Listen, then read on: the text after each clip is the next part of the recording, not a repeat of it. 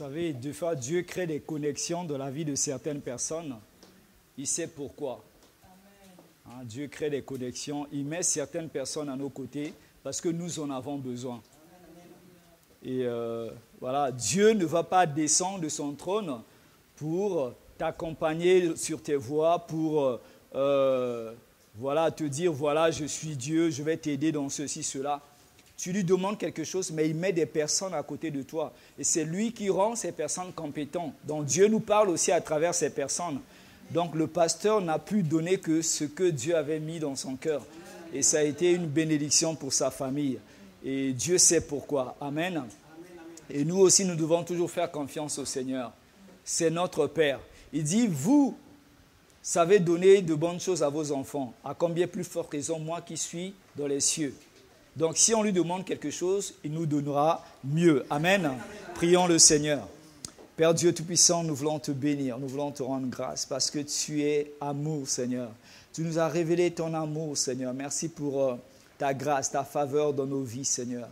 Nous bénissons ton nom, Seigneur, pour ces moments que tu nous donnes encore, Seigneur, d'être là dans ta présence, dans ta maison. Nous voulons, Seigneur, t'écouter. Nous voulons que tu parles à nos cœurs, Seigneur. Toi qui es notre Seigneur et notre Dieu. Transforme nos vies, Seigneur. Que ta parole, Seigneur Dieu de gloire, qui est une semence, puisse, Seigneur Dieu de gloire, alléluia, produire quelque chose en nous, Seigneur. Nous voulons nous soumettre à ta volonté. Nous voulons nous soumettre à ta parole, Seigneur. Merci, Saint-Esprit, pour l'instrument que je suis.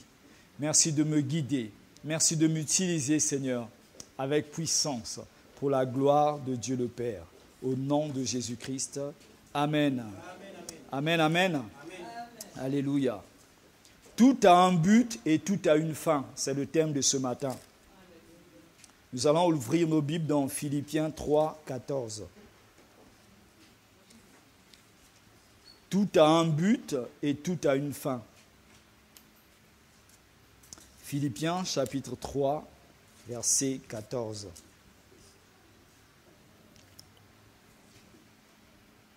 Alléluia.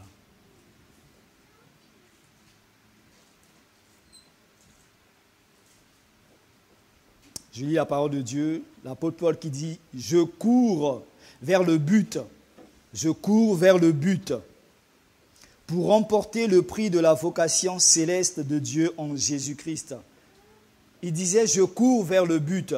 Donc l'apôtre Paul savait qu'il avait un but à atteindre. Lui, son but, c'était la vocation céleste. Lui, son but, c'était le royaume de Dieu. Parce qu'il avait une mission sur cette terre. Dieu l'avait appelé à quelque chose.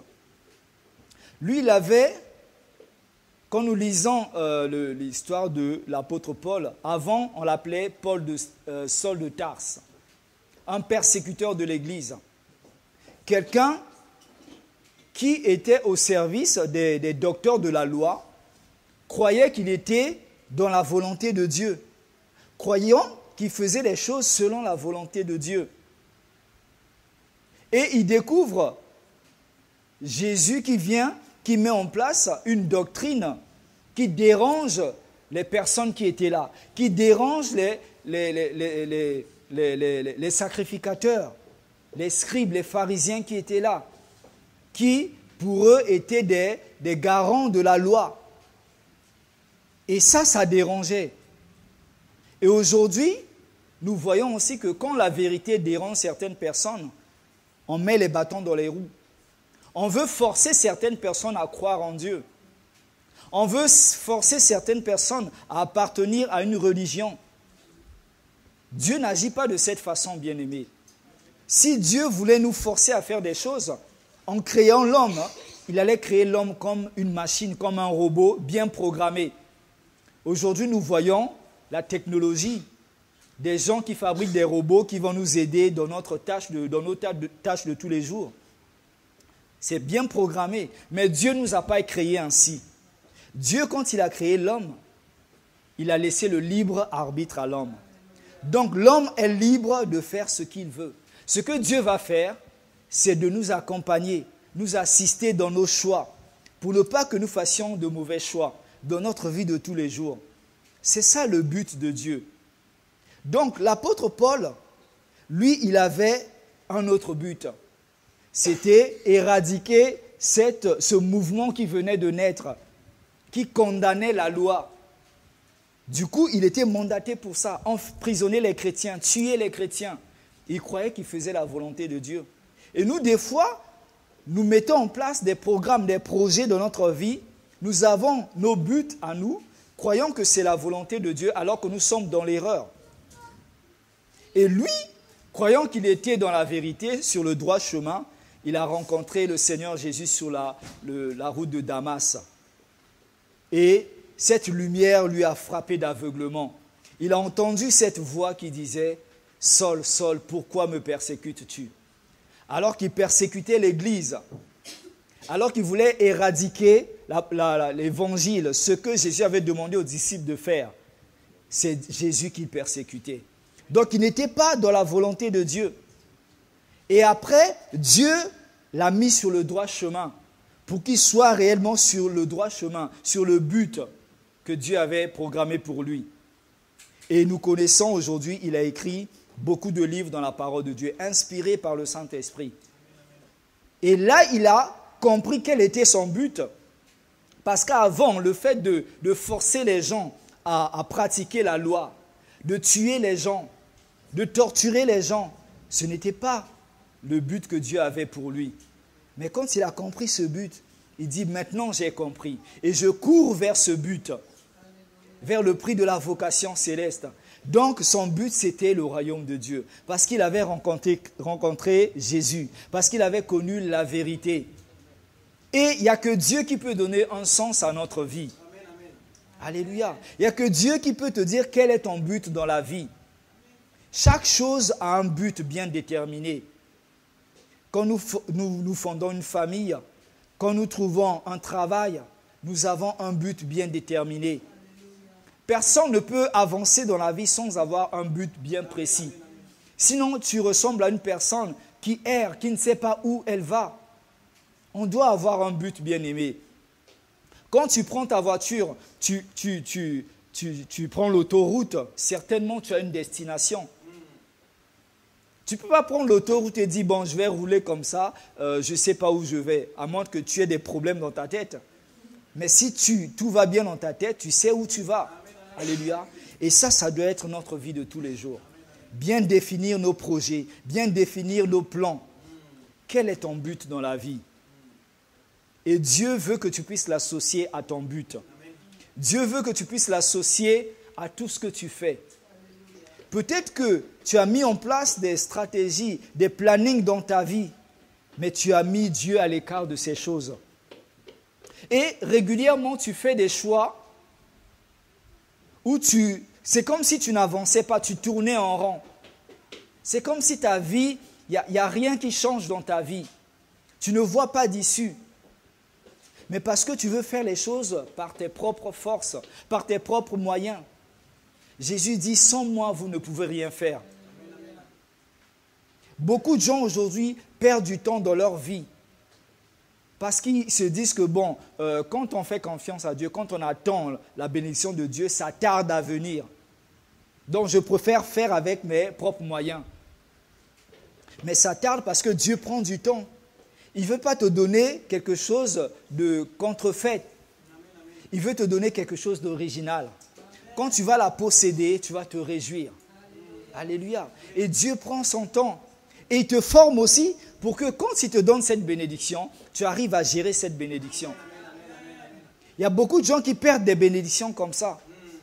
Dieu te donne un mari, mais le mari, ça s'entretient. La femme, ça s'entretient. Un foyer, ça s'entretient. Alléluia. Le danger, c'est quoi? Être zen dans la bénédiction. Il y a des gens, quand ils sont bénis, ils sont tellement zen. Ils se disent, bon, je suis marié, j'ai un bon mari, une bonne épouse, je n'ai plus d'efforts à faire. Parce que le diable, il est là, il rôde. Il ne veut pas que tu maintiennes ta bénédiction. Il veut que tu la perdes.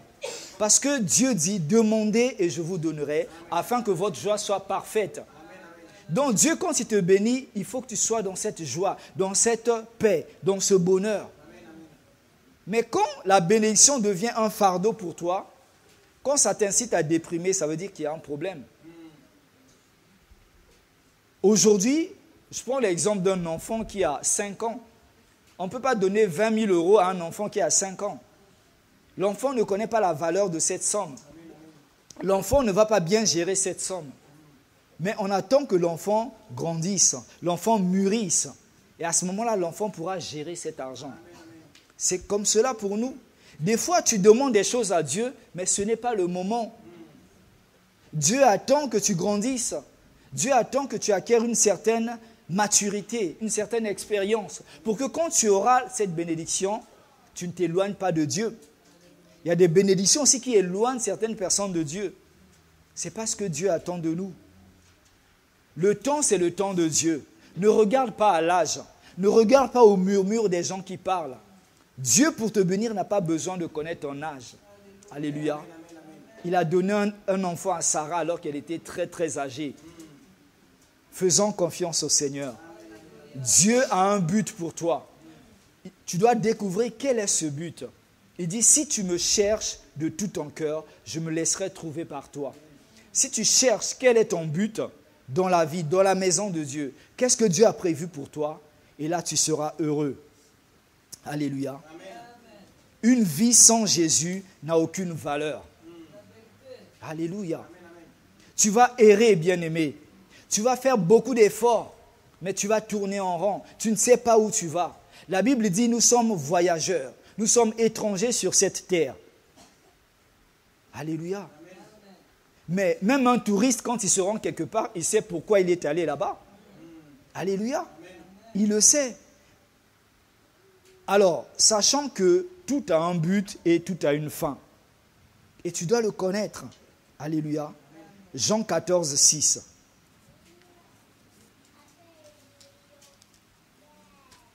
Jean chapitre 14, verset 6. Jésus lui dit, « Je suis le chemin, la vérité et la vie. Nul ne vient au Père que par moi. » Ça veut dire que le but, comme disait l'apôtre Paul, la vocation céleste, le royaume de Dieu. Parce qu'il sait que Dieu a prévu pour lui une place là-haut. Alléluia. C'était ça le but. Mais Jésus dit, je suis le chemin qui mène vers ce but. Donc pour arriver vers ce but, c'est Jésus qui est le chemin. Tu peux tomber sur plusieurs chemins. Les gens vont te dire, oui, je connais la bonne route et tout. Mais quel est le bon chemin? Les gens du monde disent, tout chemin mène à Rome. Alléluia. Mais tout chemin ne mène pas au paradis. Il y a un seul chemin qui est Jésus-Christ. Alléluia. Reste sur ce chemin, bien-aimé. Les gens vont dire que ce chemin est facile. C'est faux, ce n'est pas facile. La vie en Christ n'est pas facile. Alléluia. Ce n'est pas facile. C'est difficile avec la force humaine. Parce que nous sommes encore dans ce corps mortel, dans ce corps faillible. Mais c'est la grâce de Dieu qui nous donne la force de tenir. C'est la grâce de Dieu qui nous donne la force d'avancer. C'est le Saint-Esprit qui est notre GPS. Quand tu veux, aujourd'hui il y a des technologies, quand tu roules sur une voie et que tu es fatigué, tes yeux somnolent un peu, tu es fatigué, tu veux sortir de la voie, ça fait un bruit au fait. Il y a des trucs qu'ils ont mis au bord de la route, ça fait un bruit et ça te réveille au fait. C'est ça le Saint-Esprit. Quand tu veux t'éloigner, il te rappelle, il fait sonner l'alarme pour te dire reviens sur le droit chemin. Parce que ton but c'est sur ce chemin-là que Jésus a tracé pour toi. Le chemin, la vérité. Il n'a pas dit je suis l'une des vérités, l'unique vérité. Il y a beaucoup de gens qui trempent dans ce monde. Il y a beaucoup de personnes qui croient détenir la vérité, qui vont vous parler de gentillesse, qui vont vous parler des bonnes œuvres, qui vont vous parler de l'amour, qui vont vous parler de la paix intérieure, qui vont vous parler d'une certaine méditation, qui vont vous parler peut-être, je ne sais quoi, pour avoir la paix, il faut faire certaines choses. Non, c'est Jésus qui donne la paix. Il dit, je suis le prince de paix. Alléluia. C'est lui qui donne cette paix. Donc, il est l'unique vérité. Il n'y a pas d'autre vérité en dehors de Jésus. Et je suis la vie. La vie éternelle. Alléluia. C'est ça, l'apôtre Paul a compris. Le but, il a la vie éternelle, mais cette vie éternelle doit se conserver. Alléluia. Ça doit se conserver. Beaucoup de personnes ont bien commencé avec le Seigneur. Mais quand on regarde leur fin, c'est la catastrophe.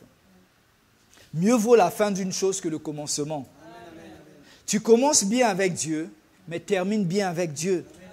Alléluia. Ça, c'est le plus important. L'apôtre Paul disait, moi, je ne veux pas être mis de côté après avoir prêché aux autres. Donc, quand tu fais l'œuvre de Dieu, tu as fait un choix dans la maison de Dieu de suivre Jésus sur ce chemin, il faut être ferme. Parce que le diable est là, il rôde. Il peut te sortir de ce chemin. Alléluia. Ça peut être le mariage, le mari, la femme qui t'incite à t'éloigner de Dieu. Ça peut être la bénédiction qui t'incite à t'éloigner de Dieu. Est-ce qu'à cause de la bénédiction terrestre, tu vas t'éloigner de ce but? Alléluia. Faisons attention, bien-aimés. Jésus nous a donné la vie éternelle. Quand nous avons confessé publiquement que nous invitons Jésus dans notre cœur. Et il nous a donné la vie éternelle. Alléluia. Mais ça se conserve. Le salut se conserve. Les gens disaient, mais Jésus savait que Judas allait le trahir. Pourquoi parmi les 12, il a choisi Judas? Est-ce que Dieu s'était trompé? Non, Dieu ne s'est pas trompé. C'est le Saint-Esprit qui a aidé Jésus à choisir les disciples. Donc Dieu ne s'est pas trompé. Dieu, en t'appelant, il ne s'est pas trompé. Mais il y a une chose que Dieu ne peut pas faire, c'est interférer dans ton libre arbitre, dans tes choix. Il va juste t'aider. Voilà. Donc Judas a fait son choix. Il était aveuglé. Il a ouvert son cœur, il a ouvert une porte et le malin l'a touché, l'a séduit. C'est comme cela, bien-aimé. Personne n'est épargné. Même les élus ont été inspirés par le diable pour rentrer dans la désobéissance. Nous devons garder le cap. Nous devons regarder au but, bien-aimé. L'argent ne peut pas donner un sens à notre vie. Beaucoup de gens ont l'argent aujourd'hui. Avec leur argent, ils font des voyages, ils font des soirées, des fêtes. Ils s'achètent des vêtements de marque, des voitures de marque, des avions privés. Mais ils ne sont pas heureux, ces personnes. Ils n'ont pas la joie que Dieu donne. Jésus dit, moi je donne la paix, non pas comme le monde donne. La véritable paix, c'est Jésus qui la donne. Et tu n'as pas besoin d'acheter cette paix. Elle est gratuite. Il suffit juste de croire et de la conserver. Ces personnes utilisent tous les moyens. Ils ont même créé des organismes pour dire que voilà, nous allons apporter la paix dans ce monde. Mais depuis qu'ils ont créé ces organismes, ça n'apporte pas la paix. Il y a des guerres dans le monde. Il y a des conflits dans le monde. Alléluia. La véritable paix, c'est Jésus. Si toutes ces personnes connaissaient la parole de Dieu, connaissaient l'évangile, la vérité de l'évangile, moi je crois que l'évangile dit, tu aimeras ton prochain comme toi-même. Donc une personne qui aime son prochain ne peut pas aller faire la guerre à son prochain, ne peut pas aller tuer son prochain. La solution du monde, des problèmes du monde entier, c'est Jésus-Christ. Alléluia, c'est l'amour de Dieu. Les gens n'ont pas l'amour de Dieu. Ils vont chercher par la science, par des psychologues ou quoi que ce soit, ils ne vont pas trouver la solution. La solution des problèmes du monde, c'est Jésus. Là où l'évangile est pratiqué avec vérité, sincérité, il n'y a pas de problème. Il y a la paix. Remarquez déjà, la famille, c'est le modèle de la société. Une famille qui marche selon la parole de Dieu, une famille qui craint Dieu, vous allez voir, la paix sera dans cette famille. Même si une personne vient pour créer la zizanie dans cette famille est soudée. Personne ne peut les séparer. Et ça sera pareil pour une société. Une société soudée dans la parole de Dieu, enracinée dans la parole de Dieu. Le diable viendra pour souffler des secousses, des turbulences. Il sera là enraciné dans la parole de Dieu. Parce qu'ils connaissent le but. Amen. L'argent ne fait pas le bonheur. Plusieurs personnes ont de l'argent, mais il leur manque quelque chose. Alléluia. À un moment donné, je lisais un livre où s'était confié le plus riche du monde à l'époque. Et ce monsieur avait 2 femmes. Et pourtant, il était le plus riche du monde, mais il disait, je suis le plus malheureux, parce qu'avec ces 2 femmes, il n'était pas en paix. Ces 2 femmes se chamaillaient toujours, créaient toujours des problèmes. Et lui, malgré son argent, malgré tout ce qu'il avait donné à ces femmes-là, il n'était pas heureux. Il était triste. Un jour, il y a un monsieur même qui m'a dit, bon, j'ai trouvé ça drôle. Il me dit, vous les Africains, vous avez toujours le sourire. Même si vous n'avez pas beaucoup d'argent, vous êtes souriant, on voit, vous libérez, il y a une certaine lumière qui jaillit de vous. Voilà, on communique quelque chose. Et c'est ça la joie de Dieu. C'est quelque chose de visible. Quelqu'un peut avoir beaucoup d'argent, tout l'or du monde, mais si tu n'as pas cette joie intérieure, ce n'est rien, bien-aimé. On a vu des riches se suicider. On a vu des riches sombrer dans la drogue, dans l'alcool. Parce qu'ils croyaient que l'argent allait tout régler. Non, bien-aimé. L'argent a un pouvoir. Le Dieu maman, le Dieu de l'argent. L'argent est nécessaire pour beaucoup de choses.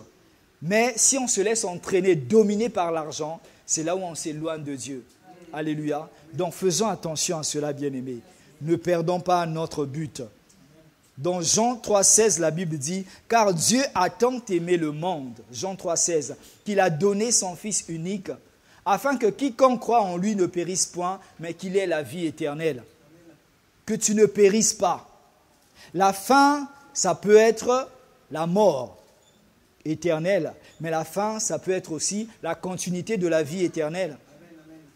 La vie éternelle, c'est dans l'éternité avec Dieu. Mais que sert-il à un homme de gagner 100 ans sur terre, se réjouir de la vanité de ce monde, comme on dit vanité, pour perdre le royaume de Dieu, pour perdre le but céleste. Alléluia. Conservons ce que Dieu nous a donné, bien-aimés. L'argent ne peut pas acheter la joie, la paix, ni le bonheur. Alléluia. Lorsque nous sommes en Christ, nous avons toutes ces choses. Toutes ces choses, bien-aimés. Quelqu'un qui peut gagner mieux que toi, mais toi qui gagnes la moitié de son salaire, tu es mieux. Tu as tout ce qu'il faut. Ton frigo est rempli parce que tu as Dieu avec toi. Et rien ne te manque. Alléluia. L'apôtre Paul avait compris ce but. Et aucune église, bien-aimée, aucune église, aucun pasteur ne va t'emmener au ciel. Jésus est le seul chemin. Aujourd'hui, il y a des chrétiens qui sont tellement des fanatiques qu'ils oublient même quel est leur but. Quelle est la vision principale? Tu aimeras d'abord l'Éternel, ton Dieu. Mais aujourd'hui, il y a des gens qui aiment l'église plus que Dieu. Qui aiment le pasteur plus que Dieu. Tout ce que le pasteur leur demande de faire, ils font. Même s'il faut aller manger le gazon, on mange le gazon. Même s'il faut aller boire du pétrole, on boit du pétrole. Alléluia. Fixons nos regards vers Dieu, bien-aimés. Le salut se conserve. Tout a un but et tout a une fin. Donc le but, c'est ça, conserver cette vie éternelle, cette vie que nous avons gagnée par Jésus-Christ. Alléluia. Et comme j'ai dit, la vie sur terre a une fin. Et lorsqu'elle prend fin, c'est la continuité de la vie éternelle. La vie éternelle, nous l'avons déjà sur cette terre. Alléluia. La Bible dit que ce corps n'héritera pas le royaume de Dieu. Parce que Dieu a créé ce corps à partir de la poussière. Mais la Bible dit que quand le corps, ce corps corruptible, aura revêti l'incorruptibilité, c'est-à-dire un corps de gloire que Dieu nous a promis, c'est à ce moment-là que nous allons profiter pleinement de la vie éternelle auprès de Dieu. Si le Seigneur revient, nous serons changés. Ce corps va changer. Alléluia. Et parce que nous aurons un corps comme Jésus avait lors de sa résurrection. Un corps capable de traverser les murs. Alléluia. Ça, c'est le plan de Dieu pour nous. Donc, la fin de la vie sur terre, c'est la continuité. Je ne peux pas dire le commencement, parce que la vie éternelle a déjà commencé sur cette terre. Alléluia. Donc, ça peut être la continuité de la vie éternelle ou la mort éternelle. Alléluia. pour ceux qui ne connaissent pas Dieu et pour ceux qui ont perdu le salut. Parce que ceux qui ne connaissent pas Dieu, la décision, c'est ici sur cette terre qu'il faut la prendre. Prendre la décision de suivre le Seigneur. Après la mort, c'est trop tard. Les prières qu'on fait pour les personnes qui sont décédées, c'est trop tard. C'est maintenant qu'il faut prendre la décision. Quand tu perds ton salut aussi, après, c'est trop tard. Il faut la conserver, bien-aimé. Alléluia. Conserve-la et tu verras la gloire de Dieu. Conserve-la et tu verras cette vocation céleste dont parle l'apôtre Paul. Alléluia. Moi, je ne veux pas louper cette occasion, bien-aimé. Pour rien au monde. Est-ce que pour les besoins de ce monde, tu veux passer à côté de cela? Alléluia. Dieu a prévu de grandes choses pour nous, bien-aimés. Faisons attention. La mort éternelle, elle est terrible. Ce n'est pas 100 ans, ce n'est pas 1000 ans, mais l'éternité de les fournaises de l'enfer. Alléluia. Quand on voit la canicule aujourd'hui, les gens se plaignent. Il fait chaud, il fait chaud, il fait chaud. Et quand il fait froid aussi, on se plaint. On ne sait pas ce qu'on veut. Mais l'enfer, ça sera pire. Alléluia. Là, déjà à 40 degrés, on se plaint. Mais en enfer, ça sera plus de 1000 degrés, hein, je vous le dis. Plus de 1000 degrés. Là, au moins, ici, tu as ton réfrigérateur. Mais là-bas, il n'y aura pas de réfrigérateur. Il n'y aura pas de rafraîchissement. Il n'y aura pas de glaçant. Il n'y aura pas de ventilo, de clim. Il n'y aura rien de tout ça. La Bible dit, il y aura des grincements de dents jour et nuit. Alléluia. Rien qu'à penser à ces choses, moi, je ne veux pas aller là-bas, bien-aimé. Alléluia. Je ne veux rien gagner dans ce monde pour perdre le royaume de Dieu. Donc, regarde à ton but, bien-aimé. Les intérêts personnels ne doivent pas nous empêcher d'atteindre notre but. Alléluia. Je cours vers le but. Toi aussi, cours vers le but, bien-aimé. Quel est le but que Dieu a pour toi? Il connaissait ce prix. Il connaissait l'apôtre Paul. Et réfléchis à ta vie, bien-aimé. Réfléchis à tout ce que tu as déjà fait. Est-ce que tu es sur le bon chemin? Est-ce qu'il y a quelque chose que tu es en train de faire qui t'éloigne de Dieu? Qui t'éloigne de ta relation personnelle avec Dieu? Quand tu as une intimité, une relation personnelle avec Dieu, c'est là où il te prévient. Ah, mon fils, ma fille, là tu es en train de te détourner. Là tu t'éloignes de moi. Ce que tu fais, ça ne me plaît pas. Ça m'attriste. Alléluia. Dieu s'attriste. Moi, des fois, il y a des choses, des fois, quand je fais, je ressens la tristesse du Saint-Esprit dans mon esprit. Je ne peux pas vous expliquer comment c'est, mais je le ressens. Donc, quand tu es sensible au Saint-Esprit, tu peux ressentir que tu as attristé le Saint-Esprit. Et tu lui demandes, mais Seigneur, qu'est-ce que j'ai fait? Et là, il te révèle ce que tu as fait, tu te confesses et tu continues sur le droit chemin. Donc, j'exhorte quelqu'un ce matin à fixer ses regards vers le but, à ne pas se détourner du but, parce que Dieu a prévu de grandes choses pour nous. Amen. Amen. Que le nom du Seigneur soit béni. Prions le Seigneur. Alléluia. Merci Seigneur. Alléluia. Alléluia. Ô Père Dieu Tout-Puissant, nous voulons te bénir. Nous voulons te rendre grâce. Parce que Seigneur, tu as un but pour nous, Seigneur. Et à certaines personnes, Seigneur, tu as révélé ce but. Et à d'autres, Seigneur, tu n'as pas révélé, Seigneur. Mais nous voulons, Seigneur Dieu de gloire, être comme, Seigneur, l'apôtre Paul, qui courait vers le but. Et nous aussi, nous voulons être sur ce chemin que tu as tracé pour nous, Seigneur. Nous voulons que tu nous éclaires. Parce que c'est ta parole qui éclaire ce chemin, Seigneur. Nous ne voulons nous détourner, Seigneur, ni à gauche ni à droite, Seigneur. Mais nous voulons rester là, Seigneur. Parce que notre but, Seigneur, c'est la vie éternelle. C'est la vie auprès de toi, Seigneur.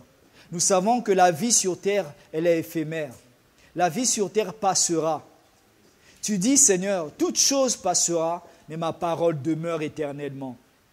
Et Seigneur, nous voulons nous accrocher à cela, Seigneur. C'est ta parole qui nous permet de tenir. C'est ta parole qui nous permet, Seigneur Dieu de gloire, d'espérer, Seigneur Dieu de gloire, de garder la foi, de garder le cap, Seigneur. Je te prie, Seigneur, pour les personnes qui se sont, Seigneur, éloignées, qui se sont écartées du chemin. Ramène-les, je te prie, sur le droit chemin. Recadre-les, Seigneur. Remontre-leur, Seigneur. Redéfinis un but dans leur vie, Seigneur, afin qu'ils soient, Seigneur, sur le chemin que tu as tracé pour eux. Merci de bénir les cœurs, que ton nom soit glorifié au nom de Jésus-Christ. Amen. Que Dieu vous bénisse.